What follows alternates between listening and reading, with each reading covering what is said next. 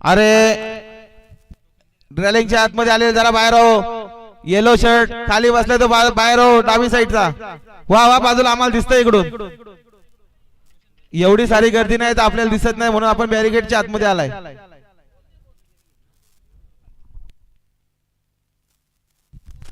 गाड्या सुटल्या, मैदानात लक्ष द्या.